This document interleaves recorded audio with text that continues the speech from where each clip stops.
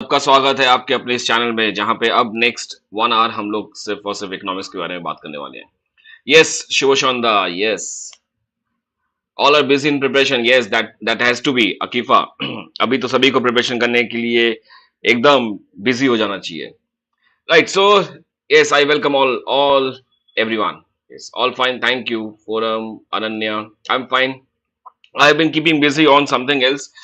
सो वो the other thing जिसका commitment मेरा चल रहा है वो मेरे ख्याल से tomorrow it will be finish, and thereafter you can expect me regularly on YouTube and app, right, because of some professional commitment. I will not say personal commitment.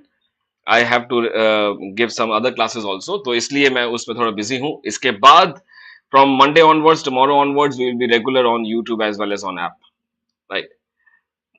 Yes, please share link on Telegram. It is not shared. Okay, I will share it then. If it is not shared, let me just give me a second.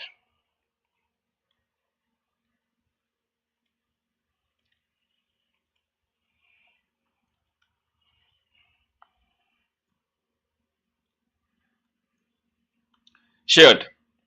I've shared it on the Telegram now.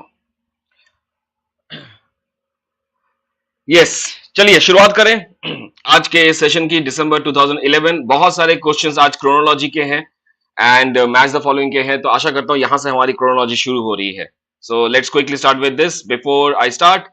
Yes, कल मैं इसी time पे मिलूंगा आपको जून 2011 part 1 लेके, and very soon I am going to come up with some J and K set question papers. Right, J and K set वालों का जो पेपर है अभी है, so let's quickly start with them. अगर कोई जेएनस के सेट अपीयर कर रहा है तो प्लीज मुझे टेलीग्राम पे हाई लिखिएगा so that I can know, and if you can share the question paper, तो मैं जैसे ही आपका पेपर हो जाएगा 24th को, तो we can have a discussion over it, right.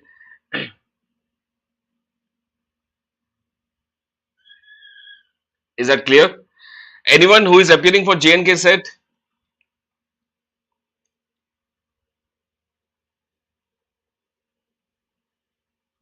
Yes, Girish, Kalesh, good evening everyone. चलिए, सो जो भी पेपर आप चाहे तो please share your paper, share your question paper with me on Telegram, right? So this is what my Telegram link, हर एक slide के ऊपर मिल जाएगा आपको टेलीग्राम लिंक। तो डू लेट मी नो कि आप पेपर देने वाले हैं और पेपर आप मेरे साथ शेयर कीजिए, बिकॉज अगर ज्यादा स्टूडेंट नहीं दे रहे हैं तो फिर then there is no point of doing JNK SET, because मैं ऑलरेडी 2016 वाला पेपर जो है ऑलरेडी कर चुका हूं, 2013 एक बाकी है, वो एक बार देखते हैं। एंड इसके अलावा वेबसाइट में भी 3 बार ही पेपर हुआ है आज तक, जेएनके सेट के 3 बार पेपर हुए हैं। So one it was 13, 16 and एक 17 में हुआ था, लेकिन उसका पेपर 17-18 में हुआ था, लेकिन वो पेपर कहीं पे भी अवेलेबल नहीं है, राइट। उसकी agency, conducting agency was different. So 13 and 16 are there but 17-18 नहीं है। अगर किसी के पास है तो मुझे शेयर कीजिएगा, in during this week only I will do that. But अगर पेपर नहीं मिलता है तो I will not be in a position to do that. JNK SET already 2016 में कर चुका हूं, तो आप मेरी प्लेलिस्ट में देख सकते हैं, right. So let's quickly start with this. चलिए आज की क्लास शुरुआत करते हैं। तो पहला क्वेश्चन आपके सामने आता है, और आज सारे के सारे क्वेश्चन जो है वो सब क्रोनोलॉजी के बेस्ड है या मैच द फॉलोइंग बेस्ड है, राइट। सो आप देख सकते हैं 31 से लेके 40 तक क्वेश्चन जो है क्रोनोलॉजी के बेस्ड है, और ऐसे चीजें जो है थोड़ा सा टिपिकल होता है। देखिए यहाँ पे आई डोंट एक्सपेक्ट कि अगर आपको जितने कैलेंडर ईयर याद है बढ़िया है, जितना याद नहीं है आप थोड़ा सा दिमाग लगाइए कि कौन सा पहले आया कौन सा बाद में आया। नाउ सपोज टेब्ल्यू इकोनॉमी के, ये जो है table of economics, Latin American word है, तो ये सबसे पहले दिया था क्विज़ने ने, फ्रांसिस क्यूज ने, राइट। ये फिजियोक्रेट थे, तो एडम स्मिथ से बहुत पहले इन्होंने ये काम दिया था, तो this was Tableau A economy के। इसके बाद बहुत सारे लोगों ने और काम किया इसमें, कार्ल मार्क्स का भी इसमें योगदान था, उन्होंने भी कुछ इसमें कैपिटलिस्ट का काम किया था कैपिटलिस्ट को लेके। और इसके बाद इनपुट आउटपुट मैट्रिक्स का, इसके बाद फिर आए हमारे input output analysis, then VKRV Rao, तो ये था।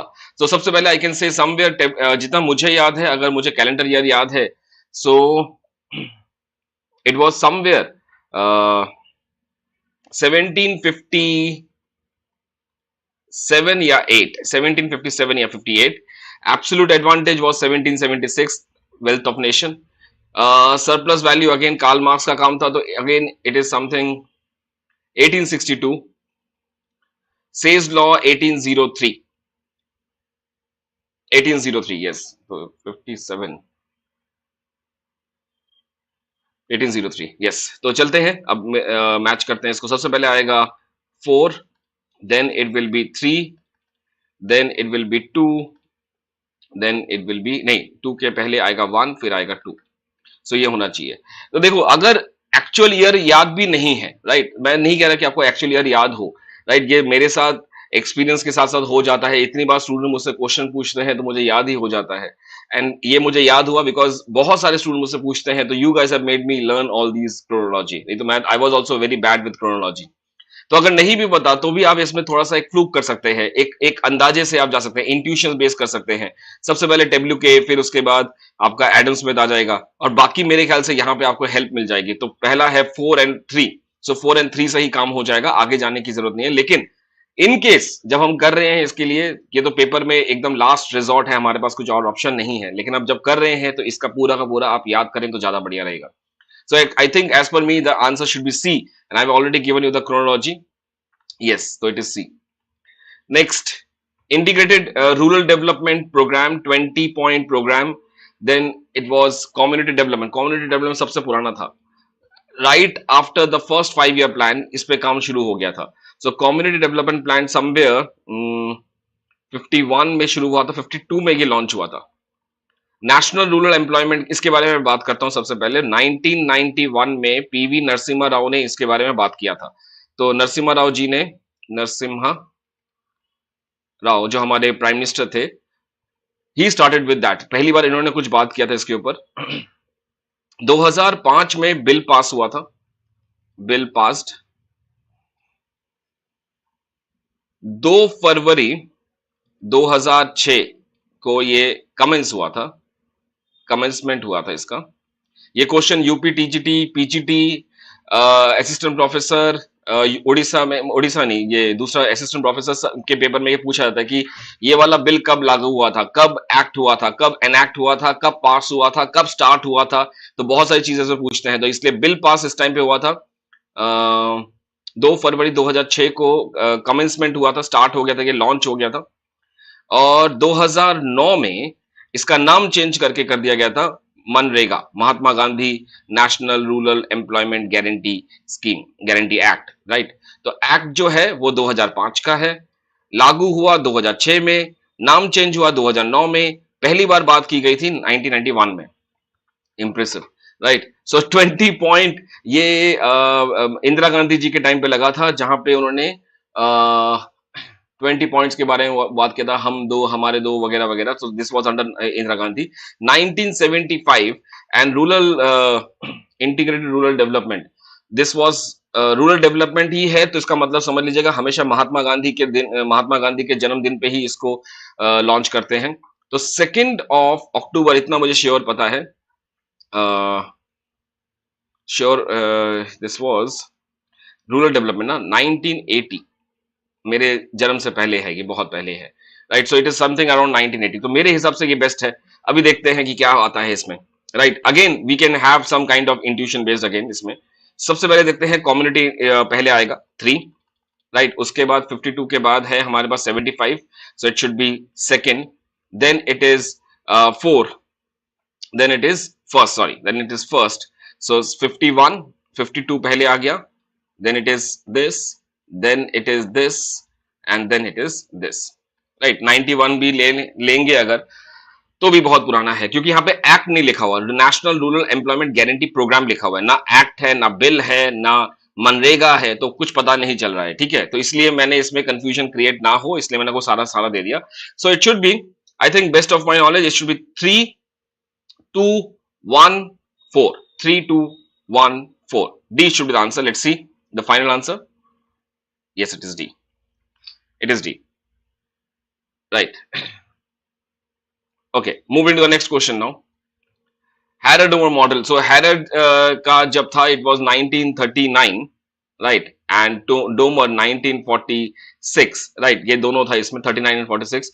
Rosto stage 1960, Lewis model 1954, Romer का मॉडल, हाँ Romer model was the typical one. इसका दूसरा नाम पता है किसी को? रोमर मॉडल का दूसरा नाम क्या है?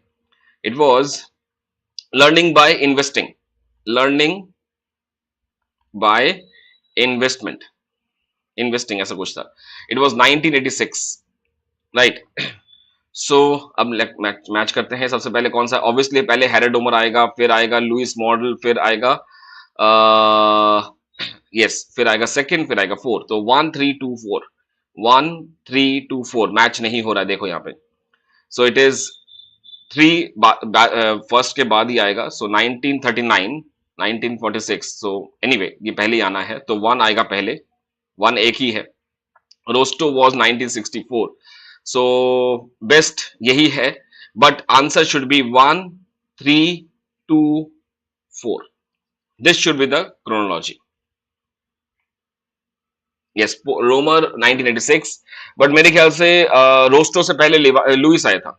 Louis model was 1954 and Rostow का 1960। ये पता नहीं, आई डोंट नो, सितंबर 20 में भी सेम एक प्रॉब्लम हुआ था। सितंबर 20 का जो अगर आप पेपर देखें उसमें भी यही प्रॉब्लम था।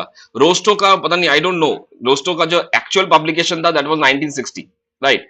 सो आई एक्चुअली डोंट नो, क्योंकि सितंबर 2020 में भी सेम केस हुआ था, प्रॉब्लम हुआ था, जहां पे उन्होंने सोलो मॉडल को बाद में बताया। तो सोलो मॉडल के साथ तो एक हो सकता है कि चलो ठीक है 1956 में ये हुआ, उसके बाद उनकी कन्वर्जेंस थ्योरी जो आई थी वो 62 में आई थी, तो may be one of the reason. But यहाँ पे भी again I am not able to find out the reason कि पहले सेकंड क्यों है, right. So may be, but this is what the thing is. अगर आपको कुछ एडिशनल मिले तो मुझे जरूर कमेंट सेक्शन में लिखिएगा, so that I can let other also know, right. आज के वीडियो के एंड में मैं आपको एक चीज देने वाला हूं, एक ऐसा कंपोनेंट है जो कि जितने भी पेपर्स मैं देख रहा हूं आज तक, जितने भी हम लोग कर रहे हैं, इन सभी में कहीं ना कहीं एक दो क्वेश्चन ऐसे हैं जो कि बहुत ज्यादा कॉमन है, राइट। तो उस कॉमन क्वेश्चन के ऊपर आज मैं आपको एक छोटा सा अराउंड लाइक 2 से 3 मिनट की बात करूंगा, ताकि आप उसके आपके पास उसके लिए पूरी की पूरी गुरु मंत्र रेडी हो, राइट। सो लास्ट क्वेश्चन में मैं उसके बारे में बात करूंगा। ओके, यूरोगे राउंड गेयर, this is very simple. I think Uruguay, Kennedy, Tokyo, Dillon. So सबसे पहले यूरोगे का देखते हैं कि कब आएगा। आई थिंक इसके बारे में तो मैंने आपको बहुत बार इसका एक व्हाट यू से, I have already given you a table. I think यहां पे भी मैंने इंक्लूड किया होगा वो table. So let me just find it out. तो यहाँ पे यूरोगे राउंड, अच्छा ये अलग है, ये मेन मिनिस्ट्रियल राउंड्स नहीं है, these are basically the main rounds. Okay, सबसे पहले यूरोगे राउंड कब आया, थोड़ा हेल्प कीजिएगा मुझे इसमें। First of all Uruguay round 86 to 94, Kennedy round 86 to 94, Kennedy round, I think I am not very good with this part. Karishma, thank you for that. 86 to 94 Uruguay तो सभी को याद है। उसके बाद Kennedy, Tokyo, Dillon, I think जितना मुझे, अगर जैसे मुझे इसका आंसर नहीं पता, तो if I have to pick it up, so I think सबसे पहले जो था इट वाज डिलॉन, फिर आएगा, नहीं पहले आएगा डिलॉन, फिर आएगा कैनेडी, कैनेडी के बाद यूरोगे, नहीं यूरोगे सबसे लास्ट में है, राइट। 64 67 यूरोगे वन वो सबसे लास्ट वाला है, ये सबसे लास्ट वाला होगा, क्योंकि इसके बाद दोहा हुआ था, तो ये है सबसे लास्ट में, तो one should be the last one. इधर ए या डी में से कोई एक ऑप्शन होगा। Now I know the Dillon round वो सबसे पहले वाला था, 64 में था ये, around 64। So it should be पहले ये आएगा। टोक्यो इसके बाद था, 70s में था, and Kennedy was in somewhere 82 के करीब। सो it should B this one. To the best of my knowledge, it should be A. Let's see. Tokyo 73, right, वही मेरा दिमाग में भी था। Tokyo 73, 1973 somewhere, right, and to 73 से लेके 79, एंड ये था 62 63। कैनेडी का अब yes, it should be 1 A only, ये वाला होगा।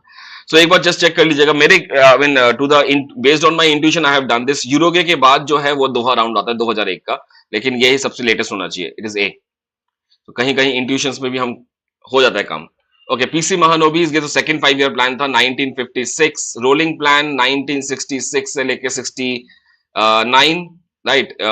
पाकिस्तान के साथ लड़ाई, वीट रेवोल्यूशन, ड्रॉट, फेमाइन, सब कुछ आया था इस टाइम पे। डिक्लेरेशन ऑफ प्लान हॉलीडे, नहीं नहीं सॉरी सॉरी, कहां चला गया मैं, रोलिंग प्लान नहीं, एक मिनट मैंने गड़बड़ कही यहाँ पे। पीसी महानोबिस 1956 से लेके 61। Rolling plan was Janata party 78, right, 1978 Indira Gandhi ji गई, जनता पार्टी आई, 78 से लेके 80 में आया, फिर 5 ईयर प्लान शुरू हो गया था 81 से। डिक्लेरेशन ऑफ प्लान हॉलीडे 1966 से लेके 69, राइट। इंक्लूसिव ग्रोथ स्ट्रैटेजी सबसे लास्ट वाला था, दिस वाज नहीं 11th 5 ईयर प्लान था ये, 2007 से लेके 12 से तक, 7 से लेके 12 तक। So now let's match it up. First, then it should be 3, then it should be 2, then it should be 4. So 1 3 2 4, 1 3 2 4, D should be the option. Yes. So अच्छा खासा चल रहे हैं आगे हम, वेरी गुड। चले आगे चलते हैं। Deputy chairman, now this is a very fantastic. आज तक कभी ऐसा क्वेश्चन देखा नहीं जो प्लानिंग कमीशन के चेयरमैनशिप पे बात करे। हमेशा क्वेश्चन जो आता है वो फाइनेंस कमीशन के चेयरमैनशिप पे आता है।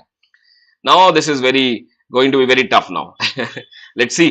जितना अभी अभी दोबारा से मैंने I have included one list for all of you, but एक बार देखते हैं कि इसको कैसे करना है। देखिए टीटी, अब टीटी कृष्णाचारी तो नहीं पता, मुझे इतना पता है कृष्णमाचारी, ही वाज बेसिकली 1960 53 से लेके 60 तक थे। ये first 5 year plan and second 5 year plan के साथ थे। ही वाज इन 1960 में रिटायर हुए थे, राइट। प्रणब मुखर्जी तो it was very latest one. Pranab Mukherjee का टाइम था 91 से,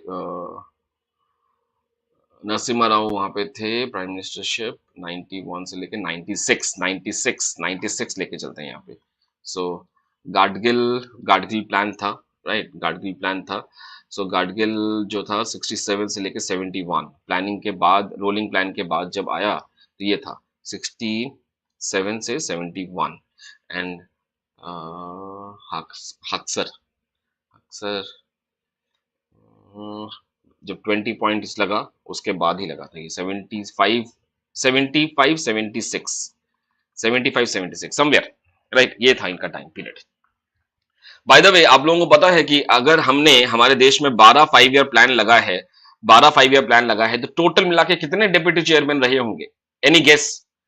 my question very simple, how many deputy chairman of India have been there of planning commission? आज तक कितने प्लानिंग कमीशन के कितने डिप्टी चेयरमैन थे?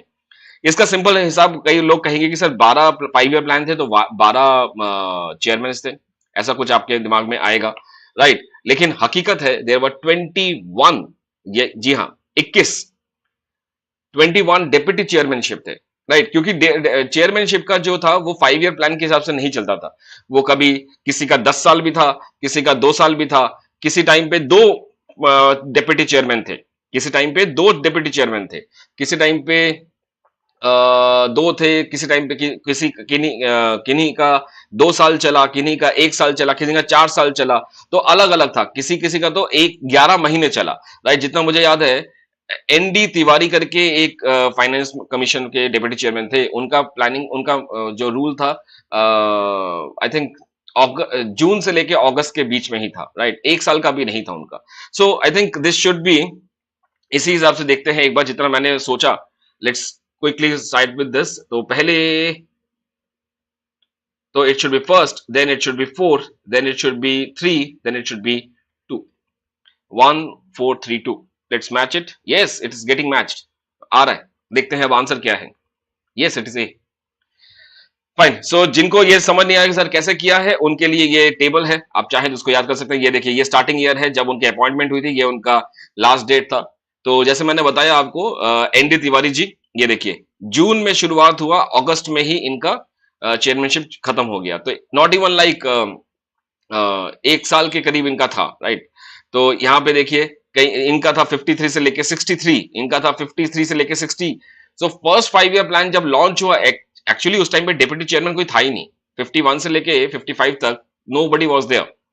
सो आप यहाँ पे और भी देख सकते हैं, there were 21 chairman, all of them are deputy chairman of the planning commission। चलिए next, introduction of special drawing rights. Introduction ये भी क्रोनोलॉजी का ही है, सारा का सारा क्वेश्चन आज क्रोनोलॉजी के ऊपर ही है। यूरो कब आया था? स्पेशल ड्राइंग राइट्स, चलिए ठीक है, सबसे पहले यहीं से करते हैं। तो special drawing rights 69, 1969 euro, introduction of European Union बना 1990, यूरो, हाँ यस। तो यूरो आया था, there was actually euro was in launch in 1999 euro का, लेकिन this was also period called invisible currency, इसको बोला जाता था इनविजिबल करेंसी, राइट। सो 1999 से लेके 2002 तक it was called as invisible currency, क्योंकि ये करेंसी थी ही नहीं। तो this was only use for accounting purpose, यानी कि बुक्स के लिए यूरो में डालते थे, यूरो में एक्सप्रेस करते थे। But it was formally in 2002, first of January 2002, जब से euro coins, bank money, bank notes के हिसाब से शुरुआत हुई थी। तो पहली बार अगर यूरो छापा गया था तो it was in first of January 2002 को। सो ये मैं यहां पे लिखता हूं 2002। Introduction of gold standard mechanism, वैसे तो इसकी हिस्ट्री तो यहां पे है कि 1850s के बाद से हुआ था, लेकिन first country it was 1821 in UK. Normally अगर आप गोल्ड स्टैंडर्ड मैकेनिज्म की बात करेंगे तो यहाँ पे आपको लिटरेचर में मिलेगा, it was from around like 1877 से लेके 1921 तक, ऐसे लिटरेचर में मिलेगा। लेकिन पहली कंट्री जहां पे गोल्ड स्टैंडर्ड मैकेनिज्म स्टार्ट हुआ था दैट वाज 1821 इन यूके। अच्छा, ये वाला जो कॉन्सेप्ट है, introduction of multilateral trading system, right, इसका एज सच कुछ है नहीं, राइट, ये कब से शुरुआत हुआ। लेकिन आई कैन से जब गेट खत्म हो गया, right, general agreement of tariff and trade and tariff, ये जब खत्म हुआ, जब डब्ल्यूटीओ बना 1995 फर्स्ट ऑफ जनवरी, तब से multilateral trade agreement, trade negotiation शुरू हो गया था। तो I can say from here it was started, 1995 से स्टार्ट हुआ था। ऐसा कोई फॉर्मल ऑफिशियल डेट नहीं है कि मल्टीलेटरल ट्रेडिंग सिस्टम कब से शुरू हुआ था, डब्ल्यूटीओ के होने के बाद से ही मल्टीलेटरल शुरू हो गया था। So now let's match it up. सबसे पहले तो ऑब्वियसली 3 जाएगा, सबसे पुराना है ये, सो ये 3 हो गया, so it should be 1। Thereafter it should be 1969, सो ये होना चाहिए सेकंड, सो इट इज 3-1। मैं 2 मैच करते ही समझ में आ गया। इसके बाद तीसरा है ये, चौथा आएगा यहाँ पे, so it is fourth, as per me it should be fourth, right. और ये है 2। तो देखो यहाँ पे ही मुझे प्रॉब्लम था, ऐसा ऐसा इसका कोई ऑफिशियल डेट नहीं है, so I will be going with C, right. Best option is C, because इसका कोई डेट नहीं है। इन केस आपको अगर कोई डेट मिलता है, मेरे ख्याल से डब्ल्यूटीओ के बनने के बाद से ही 1995 से ही इसका मल्टीलेटरल ट्रेड नेगोशिएशन शुरू हो गया था, right. Okay, it is C. Ruhi Tabassum, econometrics classes I have already mentioned that since I am busy with some other professional commitment on the BYJU'S exam prep, so इसलिए वो अभी session मैंने किया नहीं है। From this Saturday we will be starting with the session on econometrics, जैसे आपको promise किया था क्रैश कोर्स के लिए, तो वो इस सैटरडे से होगा। I hope that all of you have understood this point and नहीं, अभी मैंने किया ही नहीं है वो episode. Episode 1, episode 2 are all pending on me, so this will be done in this during this period. Okay, चलिए नेक्स्ट क्वेश्चन में चलते हैं। Fine, finance commission, this is very simple for us. तो सबसे पहले देखते हैं पीवी राज मनार, right. Okay, ये सबसे पहले नियोगी थे, केसी नियोगी साहब हमारे सबसे पहले थे, ये फर्स्ट फाइनेंस कमीशन थे। Then this was 51, right, let me just write it, 51, 1951. C Rangarajan Brahma Reddy, Rangarajan sir was 2002, Brahmananda Reddy 71, 72. It was 72. PV Rajmanar, if I'm I have to fluke because I actually don't know. So 1960 3 से 64. I'm very not very sure with this. एक बार देखते हैं कि क्या क्या होगा. So सबसे पहले obviously the second one, right? Second के बाद आया first, because 72 बाद में ही है, 4 and then 3. So 2 1 4 3, 2 1 3 4. 3 कैसे पहले आ जाएगा? रंगराजन सर इसने दो ना दो, नहीं ये गलत है, बट देखते हैं. 2 2 1 ये वाला है, D. D is the answer. Yes, it is 63 ना, 63 64 बोलो. Yes it is D. ये रहा 63 64. यस, ये रहा.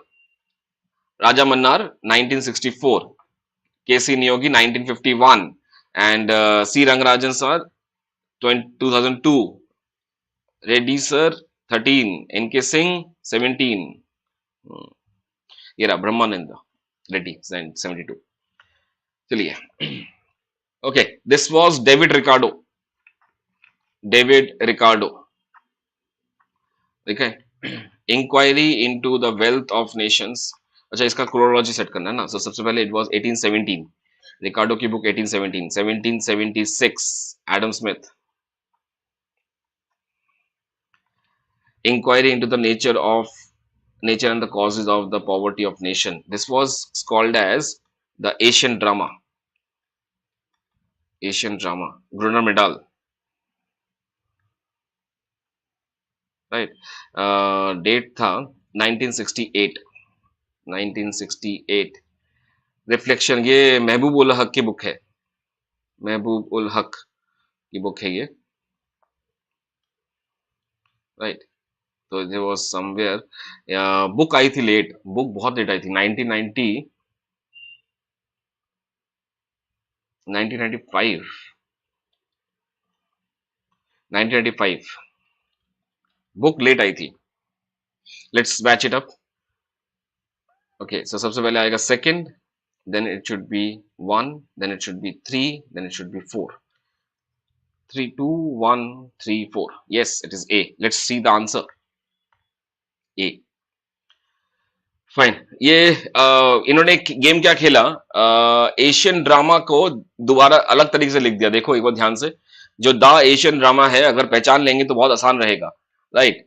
तो इन्होंने क्या किया, द एन इंक्वायरी, वो एडम स्मिथ के जैसे ही इन्होंने पूरी की पूरी किताब का नाम था, कि सब टाइटल था actually, the an inquiry in the nation of an inquiry into the nature and the causes of the poverty of nation, the Asian drama, ऐसा था 1995 का, राइट. एनीवे, चलिए आगे चलते हैं. और 40 तक है, 40 के बाद क्रोनोलॉजी खत्म, क्योंकि इसके लिए पूरा एक अलग दिमाग चाहिए, मतलब पूरा का पूरा ड्रेन कर देता है ये एनर्जी, क्रोनोलॉजी. तो प्रेविस सिंगर हाइपोथेसिस अराउंड 56 57 के करीब था. 63 में भी सिंगर का काम था. हार्बलर 1939 के करीब था. पैराडॉक्स 1950 51 में था ये. Heckscher Ohlin theory 1919 and 1939, right. So यहां से शुरुआत कर सकते हैं. सो प्रवेश हो गया. पहले ये सबसे पहले 4 ही आएगा, राइट. 4 आएगा, फिर आएगा हार्बलर, राइट. नहीं, हार्बलर 39 था या 39 नहीं था, it was 61 I suppose. Haberler opportunity theory, anybody who remembered? 1961 if I am not wrong. Prebisch 1950s में था, 50 51 52 में था ये, 51 52 में था. Leontief paradox was also somewhere 56 के करीब था ये, 56 के करीब था, राइट. सो हार्बलर वाज 60s में था. दिस वाज नॉट पहले, बट जो भी है, अगेन यहां पे बहुत कंफ्यूजन हो रहा है. Just minute. I think Heckscher rolling के बाद, हेक्सर रोलिंग के 3 वर्जन थे. तीनों वर्जन में से अगर मैं पहले वाला लूं, सो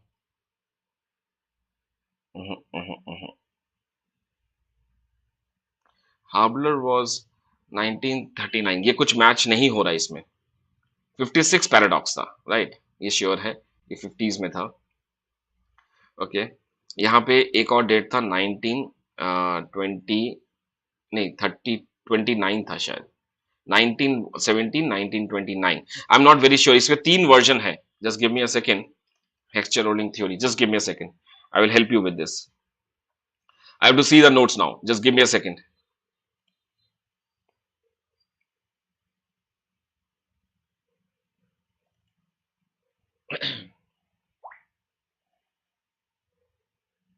Nineteen nineteen Hexerolin, 1933, 1949. Yes, just give me a second. 1919, 1933 and 1949 Eli एक्सचर के साथ 1949. सो सबसे पहले इन्होंने किया, फिर Olin was his PhD student, फिर इसके बाद Samuelson was the PhD student of Olin. तो ये हो गया 1930. अब यहीं से इसलिए प्रॉब्लम आएगा. अब तो अगर मैं 1913 मान के चलूं इसका, तो it should be 4, then it should be Leontief paradox. So 53, Leontief paradox 53 था, 1953, राइट. प्रविश सिंगर 1950, ये 53 के बाद ही आया होगा, इससे पहले नहीं आ सकता. 60s में था ये सब. इसको 61 में, इसको आई am not very sure with the theory, but I think 1961 होना चाहिए एज पर मी. चलिए, हार्बलर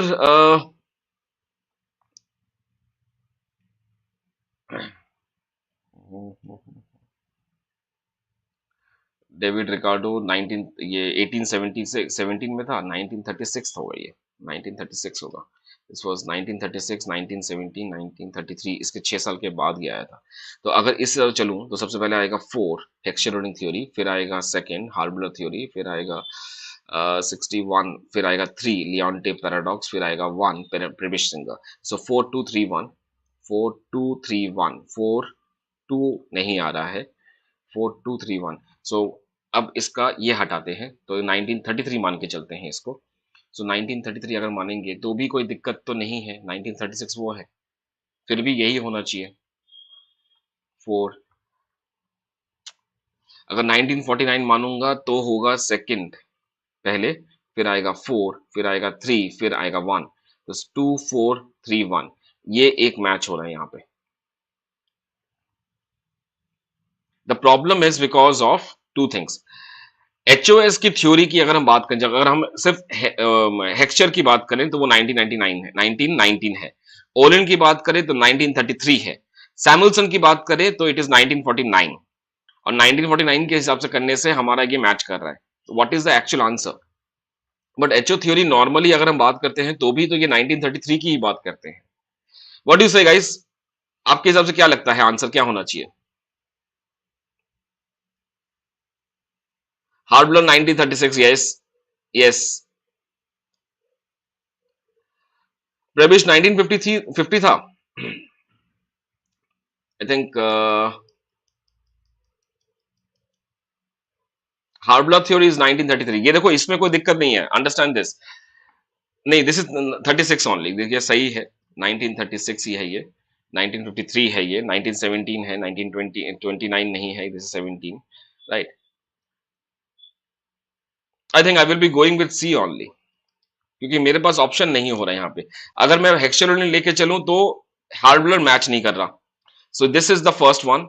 if I do this, then second Haberler आना चाहिए, उसके बाद this should be third and this should be fourth. बिल्कुल मैच नहीं हो रहा. So one of the way out is, maybe उन्होंने एचओएस थ्योरी को 1949 के हिसाब से माना होगा, उसके बाद जाके मैच हो रहा है. तो I will be going with C option. Let's see what. Yes, आया. क्यों मैंने कहा? क्योंकि मुझे 4-3 तो बिल्कुल ही गलत है, बिकॉज वहां पे तो एकदम ऑप्शन ही नहीं है. तो ऐसे केसेस में जब भी एचओएस की थ्योरी की बात आए तो तीनों का डेट याद रखिएगा, 1999, 1919, 1933, 1949, तीनों का याद रखना पड़ेगा, तभी जाके मैच एक इनमें से भी एक परमुटेशन कॉम्बिनेशन मैच करेगा, राइट. प्रेविस सिंगर आफ्टर 1960 हुई होगा, बिकॉज डिपेंडेंसी थ्योरी है वो 1960 के बाद ही होगा, इसलिए मैंने 1961 लिखा है. सबना जस्मीन, राइट. चलिए नेक्स्ट क्वेश्चन देखते हैं. पेटेंट कहां काम करेगा? Copyright, trademarks, geographical indication, right. So yes, let's start with this now. So patents will be inventions के साथ जा सकता है, कॉपीराइट जा सकता है, कॉपीराइट लिटरेरी वर्क में जाता है, लिटरेचर जो हम लोग लिखते हैं. ट्रेडमार्क जाएगा ब्रांड के साथ, राइट, एंड ज्योग्राफिकल इंडिकेशन जा सकता है, स्कॉच, स्कॉच का नाम है तो इसलिए स्कॉटलैंड, स्कॉच, ये आ गया. So it should B this. Patent will be going with the inventions, copyright with the literary work, trade brands with the brands, trademarks. TM लिखा होता है brand के बाद में. So it should be second 413, second 2413, 2413, ये वाला. See, let's match it up. Yes, see. K B Chandrashekhar, Deepak Parekh, Hazari commission and okay, ये Narasimha committee. ठीक है, तो ये क्या करना है, मैच करना है ना, right. Okay fine. So let's start with this. K B Chandra, तो इट इज वेंचर कैपिटल का था इनका. Deepak Parekh, UTI functioning, this will be this. हजारिया act, it is industrial act था. और नरसिम्हा बैंकिंग सेक्टर. सो क्या होता है देखते हैं एक बार. इट इज 3124, 3124, 3124, यही है क्या? 3124, right. K V Chandra was the venture capital. हाँ, कमीशन था इसके ऊपर. Yes, it is A. Next, absolute income hypothesis, John Maynard Keynes. Rational expectation hypothesis, Robert Lucas. Relative income hypothesis, ये जाएगा जेम्स, ये. And new Keynesian model, this is basically an Gregory Mankiw. So it is second, then it is 3, then it is 4, then it is 1. So 2 3 4 1, 2 3 4 1, ए होना चाहिए इसका answer. नहीं, सी आ रहा है इसका आंसर. ये कैसे होगा?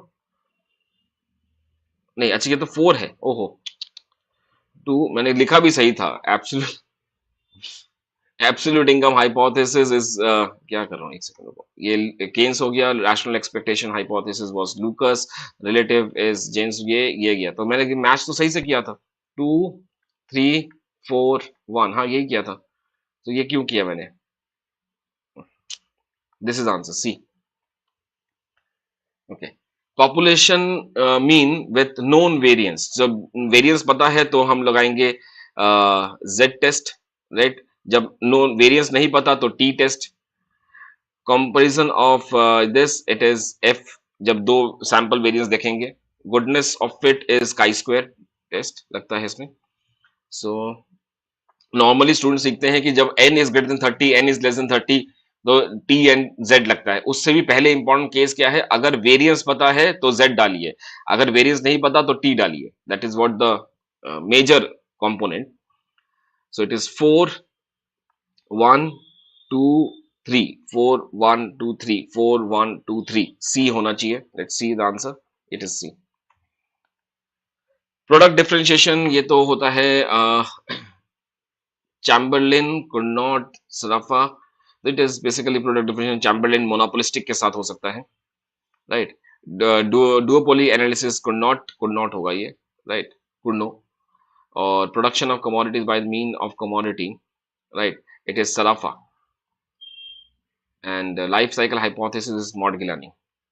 So 4, ये वाला कौन सा मॉडल था? ये था लार्ज ग्रुप मॉडल. चैम्बरलिन के 2 मॉडल थे.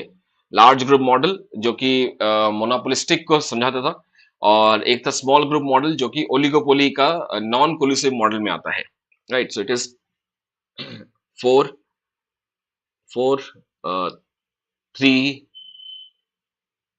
1 2, 4 3 1 2, 4 3 1 2. A should be the right answer. Yes, it is A. Next, planning for an expanding economy. ये क्या है, किसने क्या कहा था? अच्छा, ओके. ड्रेन थ्योरी सबसे पहले हमें पता है, तो दिस शुड बी दादा भाई नरोजी कर सकते हैं इसके साथ. Okay. Then you have planning for an expanding economy. This is Brahmananda wage good model, ये वाला था, राइट. ब्रह्मानंदा एंड वकील.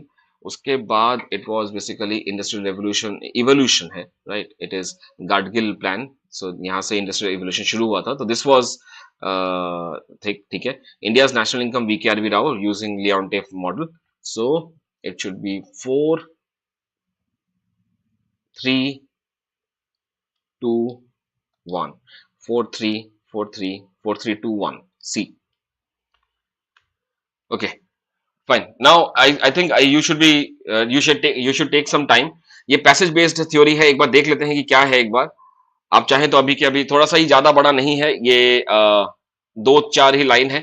Just have a quick reading. तो रीडिंग से पहले मैंने क्या बताया था कि जब भी पैसेज वाला क्वेश्चन करें, सबसे पहले क्वेश्चन देख लीजिए क्या है। तो पहला क्वेश्चन जो है वो इंडस्ट्रियल रेवोल्यूशन के पास है। तो एक बार देख लीजिए इंडस्ट्रियल रेवोल्यूशन कहां कहां क्या क्या है, ढूंढ लो एक बार। Right, you have maximum 1 minute time to search for it. एक बार देख लीजिए।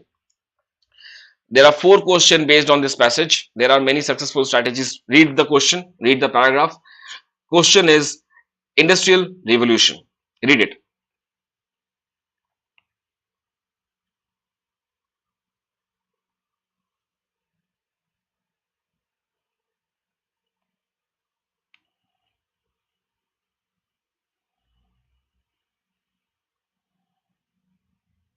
राइट, बहुत सिंपल सा क्वेश्चन है ये। अगर आप देखें, इन केस आपको ये बात आपने पूरा नहीं पढ़ा, या पॉज करके आप रिकॉर्डिंग के टाइम पे देख सकते हैं। क्वेश्चन बहुत सिंपल है। क्या पूछा है? इंडस्ट्रियल रेवोल्यूशन में क्या क्या आता है।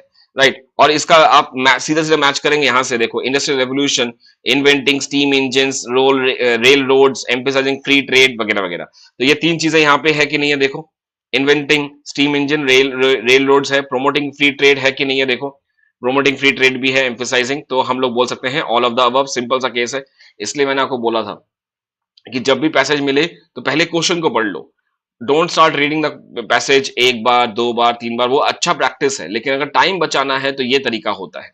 राइट, अगर एक पैसेज है तो नॉर्मली ऐसे ही वाला होगा जैसे मैंने आपको बताया। राइट, ऐसे ही होता है। अगर छोटा पैसेज है तो ऐसा होगा। अगर बहुत बड़ा पैसेज है तो शायद वहां पे कुछ कारीगरी की गई होगी, जहां पे आपको 1 या 2 बार पढ़ना पड़ेगा, जैसे हम लोग इंग्लिश में पढ़ते थे अनसीन पैसेज में।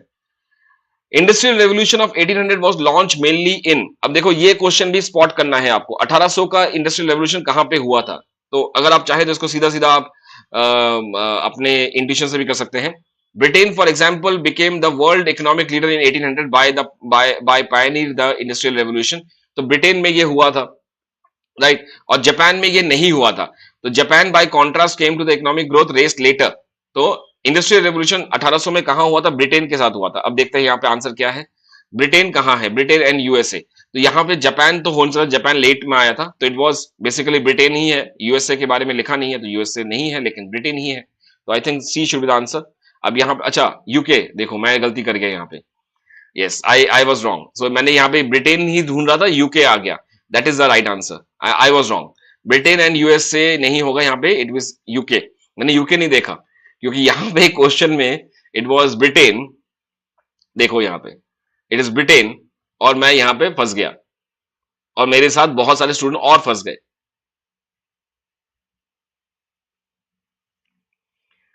सो this is something, some problem, जो कि मैंने बिल्कुल एकदम स्टूडेंट्स की जैसे जैसे होता है हम वैसे ही कर रहे हैं।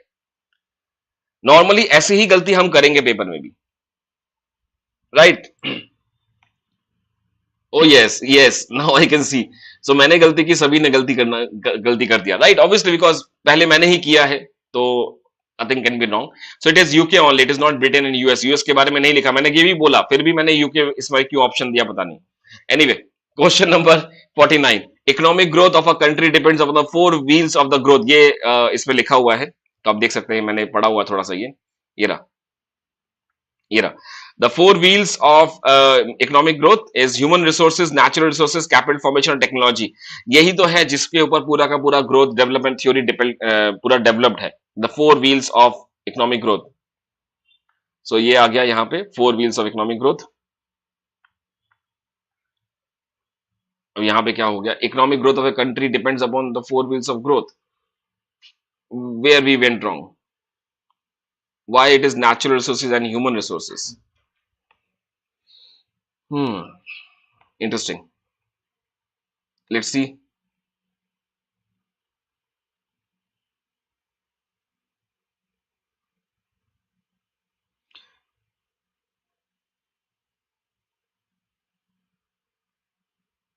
No, it is 4 wheels।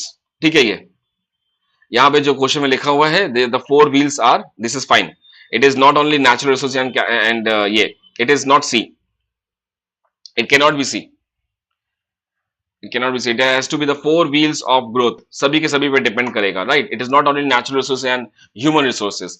तो अगर natural resource and human resource करना है तो फिर टेक्नोलॉजी को लिया कहाँ जाएगा? नेचुरल टेक्नोलॉजी कहाँ जाएगा? लेबर आ गया, नेचुरल रिसोर्स आ गया, ह्यूमन रिसोर्स आ गया, कैपिटल फॉर्मेशन कहाँ है? So it is all the four wheel of growth. Please check it out. This should be A, not C. So इसका आंसर सी नहीं हो सकता है. It is should be A. Who helped Britain and Japan to achieve the economic growth earlier found to be relevant today in case of? क्या question क्या है ये?